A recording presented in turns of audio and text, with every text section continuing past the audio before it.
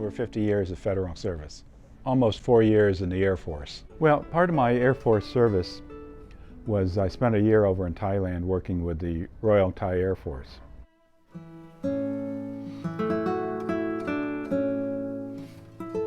I started back in 1975 with the National Weather Service down in Key West, Florida.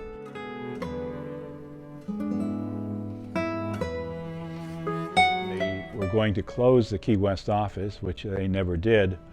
I up to Tampa Bay.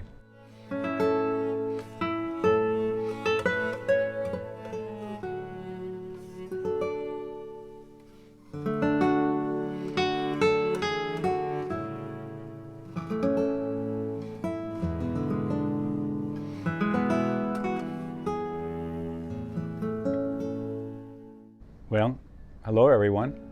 This is Rudy from the National Weather Service office in Tampa Bay.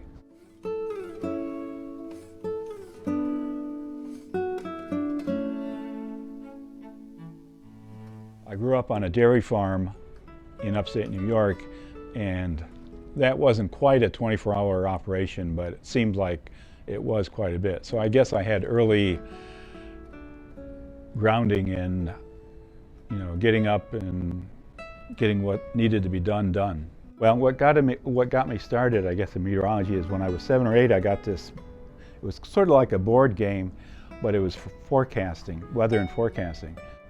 So anyway, you take weather observations for a week and send off the record to whoever ran the program, and then they'd send you some sort of certificate.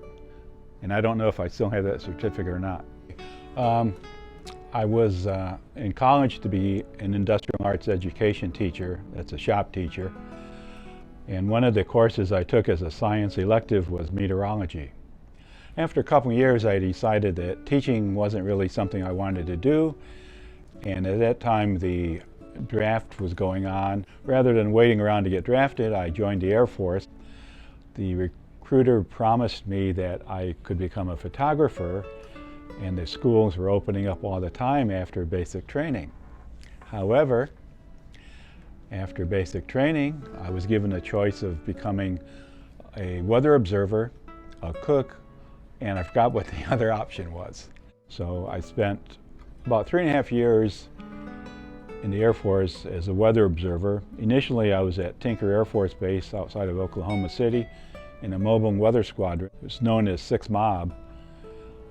And we drove around in flatbed trucks with upper air tracking equipment on the flatbeds. Well, I knew I could get a job with the National Weather Service as a upper air specialist. That's how I ended up in Key West, sending up weather balloons from the naval station in Key West. Well, when I first started, and this was actually with the Air Force, we would send up a weather balloon, and we had to track it. Well, we had some automatic tracking, but we had to work up the data. It took 3 people to do 3 METs to do the data reduction, and we always had a electronics technician on standby in case something went wrong with the equipment. I guess that's how important they considered it, because actually a lot of the equipment still had vacuum tubes in it at that time. So we've made advances. When I got out of the Air Force and moved to Key West, it was pretty much a one-man operation, and we had a mini computer roughly the size of a refrigerator to do nothing but reduce the raw data from the balloon. We started with 8K of memory, and when they upgraded to 16K of memory, it made it easier for us to do the reduction, and we thought that was the greatest thing in the world, going from 8K to 16K of memory. In Key West, we did pilot briefing, and Jimmy Buffett was he owned a seaplane that he kept in Key West, so he'd come in for weather briefings. We got him to record on one of the NOAA weather radio when we were using 8-track tapes. I hope everyone knows what 8-track tapes are. But we got him to record some waterspout safety tips that we would play on NOAA weather radio. Eventually I transitioned over from a weather observer to a meteorologist.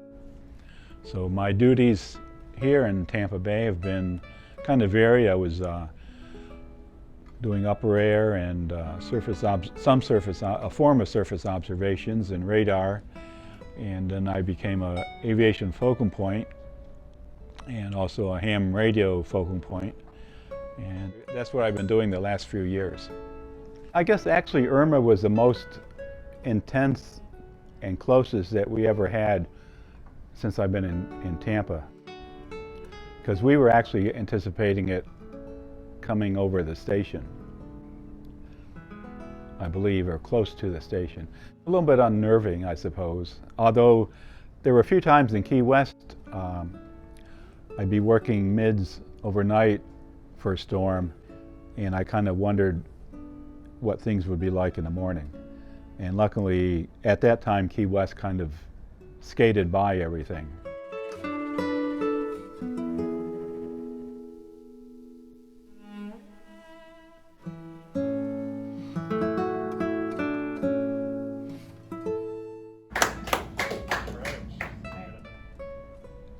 I don't really know how I have managed to work shift work for over 50 years.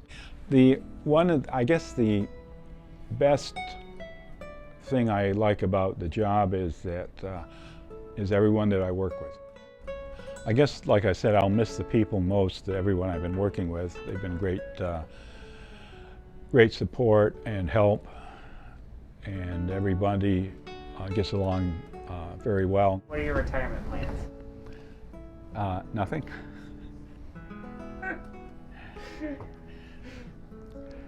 Hey, Rudy, I'll leave you here. Any final words? Nope. Goodbye and good luck. How's that?